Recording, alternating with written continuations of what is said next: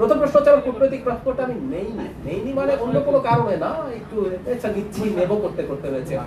কূটনৈতিক পাসপোর্ট কোনো কারণ না, কারণ আমার পাসপোর্টে সার্ক স্টিকার দেওয়া হয়েছে, তার মানে কূটনৈতিক পাসপোর্ট যেভাবে কাজ করে সেভাবে এফেক্টিভ হওয়ার কথা। So it's not at all a reason. কেউ কেউ বলছেন এই কূটনৈতিক, মানে আমি যদি কোনোদিনও কূটনৈতিক পাসপোর্ট নাও নেই, আমার কি বিদেশ ভ্রমণ বন্ধ হবে? আমি কূটনৈতিক পাসপোর্ট দিতে কিন্তু বাধ্যও না, ওটা একটা privilege which I can avail. আমি আমার জায়গা থেকে এটা আমি নিতে পারি, যে কিন্তু এটা আমাকে নিতেই হবে এমন কোনো কথা নেই। এবং কেউ কেউ বলার চেষ্টা করছে যে পাসপোর্ট কারণ ছিল, পাসপোর্ট কারণ ছিল না, অন্য কারণ ছিল। এগুলো আপনারা ইন্ডিয়ান মিডিয়াতেও আসলে কম বেশি এসছে। কি হয়েছিল আমি যা দেখেছি, আমি আমার কথা খুব অল্প দুটো তিনটা বাক্যে বলি। আমার তো একটা ডেলিগেটকে লিড করছে, আমার সাথে আরো মানুষজন ছিলেন, তারা তাদের ইমিগ্রেশন পার করে চলে গেলেন। আমার ইমিগ্রেশন যখন শুরু হলো, আমি মুহূর্তে বুঝতে পারলাম তারা দেরি করছেন, তাদের সময় লাগছে। তারা তারপরে নানান জনের সাথে কথাবার্তা বলছেন।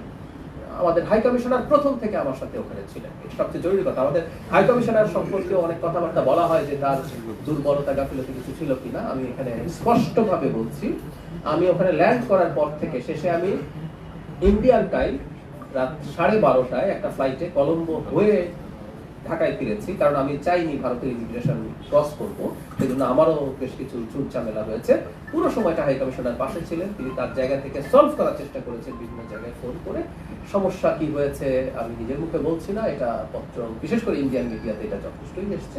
তারা তাদের সোর্স থেকে তাদের খবর দিয়েছেন, কিন্তু 2 ঘন্টার মাথায় আমি ডিসাইড করেছি যে টু মাচ, আমি আসলে আর ঢুকবো না। এবং এই সময়টাও যে আমি এই রাষ্ট্রের, আমি আবারও বলছি ব্যক্তি না, আমি একটা এই রাষ্ট্রের একটা পদে আছি, সেই পদের প্রতি যে সৌজন্য সেটা ল্যাক করেছে বলে আমার মনে হয়েছে। সেই কারণে আমি সিদ্ধান্তটা নিয়েছি।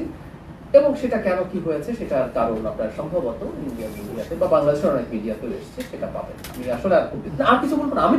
আমি যা দেখেছি, আমি ডিসিশন কেন নিয়েছি আমি সেটা আপনাকে জানালাম, যে আমার মনে হয়েছে আমি ওখানে 2 ঘন্টা যখন হয়ে গেল, তখন আমার মনে হয়েছে আসলে এটা টু মাচ, আমি আর অপেক্ষা করবো না, আমি ব্যাক করবো। তারপর আমি আসলে আমার পাসপোর্ট ফেরত চাইলাম।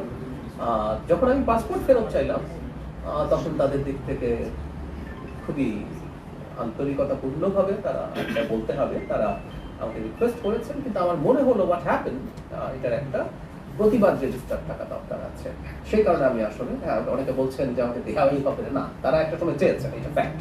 এটা দেখবেন যে বিভিন্ন মিডিয়াতে ওভাবেই এসছে, কারণ ওখানে অনেক মানুষ প্রেজেন্ট ছিলেন, তারা একটা পর্যায়ে চেয়েছে। কিন্তু আমার মনে হয়েছে যা হয়েছে তার একটা প্রতিবাদ রেজিস্টার থাকুক। আবারও বলছি, এটা কোনো শত্রুতার বিষয় না, এটা হচ্ছে একটা মেসেজ আমি আমার জায়গা থেকে মনে হয়েছে দেওয়া উচিত, যে আমি ম্যালট্রিটেড হয়েছি, আমার সাথে সঠিক বিহেভ করা হয় নাই।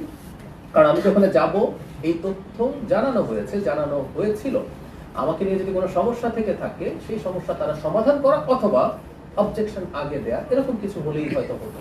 কিন্তু না, যেটা ঘটলো সেই কারণেই এটা ওভাবেই করা হয়েছে। আমি যা দেখেছি, আমি আমার দিক থেকে, আমি তার ভেতরে কি হচ্ছে কেন হচ্ছে এগুলো তার আমি বুঝতে পারছি না। আমি যেটা দেখেছি, আমাকে দেরি করানো হচ্ছে, আমাকে যেভাবে রাখা হয়েছে, বসানো হয়েছে, সেটা আমার কাছে সঠিক মনে হয়নি। এবং আমাদের হাই কমিশনারকে আমি দেখেছি, তিনি বিভিন্ন পর্যায়ে যথেষ্ট চেষ্টা করছেন। এমন না যে 2 ঘন্টা আমি এমনি বসে আছি, তারা চেষ্টা করছেন। আমাদের হাই কমিশনার যখন চেষ্টা করছেন এবং এটা যখন সলভ হচ্ছিল না দেখলাম, তখন আমার মনে হলো এটা। আচ্ছা, হাই কমিশনার আমাকে বোর্ডিং ব্রিজের মানে গোড়া থেকেই নিয়ে আসছেন, বুথে ছিলেন, উনি ওনার পরিচয় দিয়েছেন, আমার পরিচয় দিয়েছেন। তারা প্রথম থেকে জানেন, মানে ওখানে যারা অফিসিয়াল ছিলেন আমি কে। হাই কমিশনার বলেছি, মানে প্রয়োজন ছিল না, কিন্তু উনি আমাকে কলম্বোর যে প্লেন সেটা তুলে দিয়ে বাড়িতে গেছেন। ওখানে আরেকজন অফিসিয়াল ছিলেন, হাই কমিশনারকে আমি বলছি যে আপনি চলে যান, উনি আমাকে তুলে দিলেই হবে। কিন্তু না, উনি করেছেন। শুধু সেটা না, আমি যখন শ্রীলঙ্কায় 3.5 ঘন্টা ছিলাম, আমি বারণ করেছি, কিন্তু আমাদের শ্রীলঙ্কার হাই কমিশনার যিনি আছেন তিনিও এয়ারপোর্টে প্রেজেন্ট ছিলেন। তো আমি আমাদের অফিসিয়ালদের আন্তরিকতা, বিশেষ করে দিল্লিতে হাই কমিশনার বুথে শুধু না, উনি প্রতিটা মুহূর্তে, এমনকি আমি কিভাবে দেশে ফিরবো, কারণ আমি চাইনি ইমিগ্রেশনের সিলটা দিতে, যে আমি ওখানে প্রবেশ করি নাই, এটার একটা সাইন থাকা দরকার। এই কারণে আমার কিন্তু ফেরাটা জটিল হয়েছে, নাহলে এটা সহজ হতে পারতো। কিন্তু আমি ডিসাইড করেছি যে আমি এই সিলটা এবার নেব না। মানে আমি নেওয়া মানেই তো হচ্ছে আমি ইমিগ্রেশন ক্রস করেছি, এন্টার ইন্ডিয়া, এবং ডিসাইড করেছি। তো ওই কারণে যখন তো ব্যবস্থাপনা প্রয়োজন, সেটা শেষ পর্যন্ত ইনফ্যাক্ট হাই কমিশনারই করেছেন। আর আমাকে খুব বেশি জিজ্ঞাসাবাদ করা হয়নি আসলে। ডিল করছিলেন হাই কমিশনার, আমাকে একটা জায়গায় বসতে দেওয়া হয়েছে, যে বসতে দেওয়াটাও আমি মনে করি এই রাষ্ট্রের একজন প্রতিনিধি হিসেবে সুটেবল ফর মি। আমি বসেছিলাম মূলত, খুব বেশি কিছু জানানো হচ্ছিল না, খুব বেশি যে প্রচুর জিজ্ঞাসাবাদ করা হচ্ছে ব্যাপারগুলো এরকম কিছু ছিল না, এবং নানান কথাবার্তা কোনো একটা রুমে নিয়ে আটকে রাখা হয়েছে না, একদম একদম ভুল কথা। আমি এই কথাটা খুব স্পষ্ট করে দিচ্ছি, আমি যদি প্রপার ইনভিটেশন পাই আমি নিশ্চয়ই যাব। আমি ভারতের সাথে এনগেজ করতে চাই লজিক্যালি অ্যান্ড রেশনালি, কথাটা খুব ইম্পর্টেন্ট। ভারতের সাথে এনগেজ করার কথা বললে কারো কারো কাছে মনে হয় যে আমি দেশ বিকিয়ে দিতে যাচ্ছি। বাংলাদেশ বিকিয়ে দিয়ে ভারতের সাথে সম্পর্ক এই সরকার কখনো করবে, সবার আগে বাংলাদেশ বলছি আমরা। সো ভারতের সাথে আমরা এনগেজ করতে চাই আমাদের সমমর্যাদার ভিত্তিতে। আমরা ব্যবসা বাণিজ্য সহ আরো অনেক কিছুতে আমাদের উন্নতি করার সুযোগ আছে। আমরা যে জায়গায় ছিলাম সেখান থেকে তো আমরা নেমেও এসেছি, ইন্টারিমের সময় সম্পর্কটা যথেষ্ট খারাপ পর্যায়ে গেছে, সেগুলো সরিয়ে রেখে আমরা এনগেজ করতে চাই, ব্যবসা বাণিজ্য করতে চাই, আমাদের এক্সচেঞ্জ নানান ফর্মে হতে পারে। শুধু সেটা না, আপনারা জানেন গঙ্গা পানি চুক্তির মেয়াদ শেষ হচ্ছে এই বছরের ডিসেম্বরে, আমাদের সেই পানি চুক্তির রিনিউয়াল নিয়ে কথা আছে, আমাদের তিস্তা চুক্তি নিয়ে কথা আছে, আমাদের পানি আমাদের অভিন্ন আরো টোটাল 53টা নদী আছে, আমাদের সাথে তো আমাদের রাইট আছে, আমাদের ভারতের সাথে এনগেজ করতে হবে, এবং সেখানে যদি কোনোভাবে রোল প্লে করতে পারি আমি সেটা লুফে নেব। আমি এটা স্পষ্টভাবে জানিয়ে দিই, আমার সাথে যে আচরণ হয়েছে সেই আচরণের জন্য আমি যা করেছি এটা ওই আচরণের একটা তাৎক্ষণিক প্রতিক্রিয়া।